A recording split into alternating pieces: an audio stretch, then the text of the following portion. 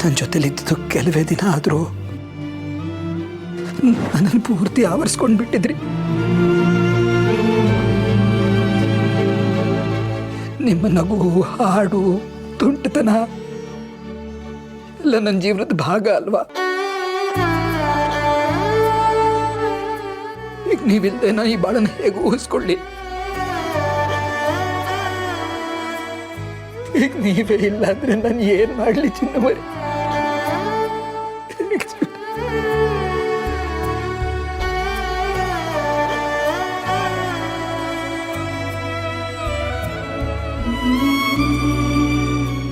ಅಳಿಯಂದ್ರೆ ಎದ್ದೇಳಿ,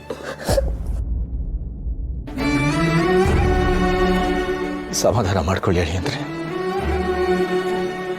ಸಮಾಧಾನ ಮಾಡ್ಕೊಳ್ಳಿ. ಬಹುಶಃ ದೇವರಿಗೆ ನಿಮ್ಮಿಬ್ಬರ ನಡುವೆ ಇದ್ದ ಪ್ರೀತಿ ಕಾಳಜಿ ನೋಡಿ ಸಹಿಸಕ್ಕಾಗ್ಲಿಲ್ಲ ಅನ್ಸುತ್ತೆ. ಹೊಟ್ಟೆಯವರಿ ಬಂದು ನಮ್ಮ ಜಾನನ ಕರ್ಕೊಂಡ್ಬಿಟ್ಟ.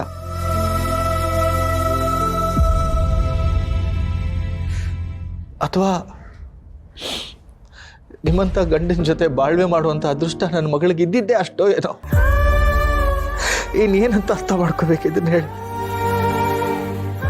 ರೀ. ದೇವರಿಗೆ ನಮ್ ಜಾನುನೇ ಬೇಕಿತ್ತ? ಇಷ್ಟು ಚಿಕ್ಕ ವಯಸ್ಸಿಗೆ ಅವಳನ್ನು ಕರ್ಕೊಂಡ್ಬಿಟ್ಟ. ಲಕ್ಷ್ಮಿ, ಹಳಿಯಂದ್ರಿಗೆ ಸಮಾಧಾನ ಮಾಡಬೇಕು ಅಂತದ್ರಲ್ಲಿ ನೀನೇ ಅಳ್ತಾ ಕೂತ್ಕೊಂಡ್ರೆ ಹೇಗೆ ಹೇಳು?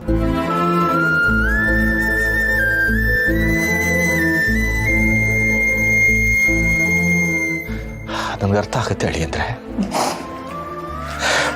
ನಮ್ಮ ಜಾನುನ ನೀವು ಎಷ್ಟು ಪ್ರೀತಿಸ್ತಾ ಇದ್ರಿ ಅಂತ ನಮಗೆಲ್ಲರಿಗೂ ಗೊತ್ತು.